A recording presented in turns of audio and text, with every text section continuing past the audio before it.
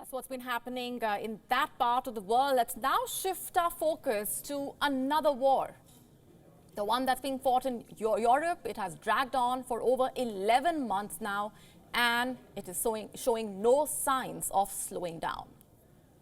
Have a look first at these visuals.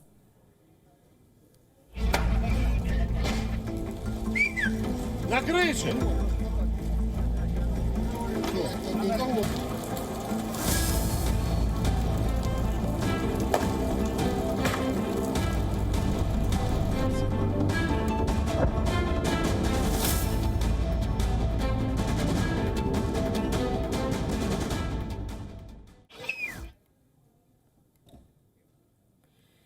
Russian missiles have been raining down on Ukrainian cities. 3 were killed in the southern Ukrainian city of Kherson on Sunday. The strikes damaged a hospital and a school. Another missile hit an apartment building in Kharkiv. It killed 1 person and injured several others. Russia's offensive continues unabated. People are dying, and those who survive continue to suffer. This is what a survivor of the strike had to say. I was in my bed and I was thinking, and suddenly such a strong force swept me up. I flew out of bed right into the kitchen. How? How was I not killed? I do not know. Fighting also raged on in the eastern Donetsk region. Russia again shelled the key town of Vuhledar. Both the sides are locked in a fierce battle to gain control over the town. Meanwhile, Russia accused Ukraine of war crimes. It says the Ukrainian military deliberately fired missiles on a hospital in Russian-held settlement of Novaya Dar. 14 people died, 24 others were injured in the attack. There has been a wave of Russian offensives in multiple Ukrainian cities, and as that continues, President Volodymyr Zelensky's demand for support has also been increasing. He has urged the West to hasten the delivery of its promised weapons. And you might already know, Ukraine's appetite for weapons is not limited to defense anymore. The country wants to go back on the offensive. This is what the Ukrainian leader said on Sunday. Russia hopes to drag out the war and exhaust our forces, so we have to make time our weapon. We have to accelerate developments. We have to speed up the supply and launch of new necessary military options for Ukraine.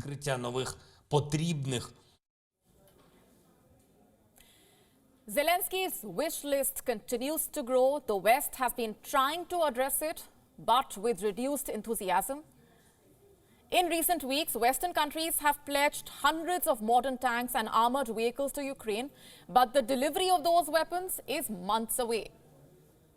And this has left Kiev to fight on through the winter in a meat grinder of relentless warfare. Meanwhile, the Kremlin has reaffirmed its stance on Monday. It says further supplies of Western weaponry to Ukraine would only lead to further escalation. While Kiev has won additional weapons from the West, Moscow has turned to allies, including Iran. Ukraine and the West say Iran has provided Russia with hundreds of long-range suicide drones. But you see, it's not about weapons anymore. President Zelensky's demands go beyond that. He is eyeing the Paris Olympics now. He says Russia must not be allowed to spread its propaganda for aggression through the Games. The International Olympic Committee's attempts to get Russian athletes back to compete and participate in the Olympics is an attempt to tell the world that terror can be viewed as something acceptable, as if we could turn a blind eye to what Russia is doing with Kherson, Kharkiv, Bakhmut and Avdiivka. Today I sent a letter to Mr. President Macron about this very issue, and in continuation of our conversation with him on 24 January, as we prepare for the Paris Olympics, we must be sure that Russia will not be able to use it or any other international sports event to promote aggression or its state chauvinism. It plans to allow athletes from Russia and Belarus at the 2024 Paris Olympics despite Volodymyr Zelensky's protests. The committee says no athlete should be prevented from competing just because of their passport.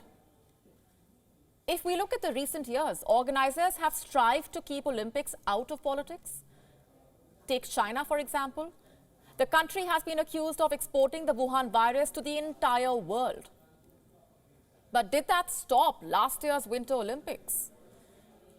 The Games were still organized, and despite the fears of infection, athletes from around the world still flew to the hotspot of the COVID-19 infections because things like war ethics and the pandemic don't seem to matter much when billions of dollars are involved. There are still high-profile sports like figure skating, athletics. Will the Olympics be the same without the Russian participation? Zelensky is trying his best to get Russia excluded. It doesn't seem very likely. However, it cannot be completely outruled. Despite the Olympics' usual detachment from geopolitics, there have been instances when it has given other provisions. I'm talking about the refugee Olympics team, which debuted at the Rio Games in 2016. The team offered hope to the athletes who escaped the Syrian war or the migrant crisis in Europe. Can something on these lines happen for the Russian athletes? We will have to wait and watch. WION now available in your country. Download the app now. Get all the news on the move.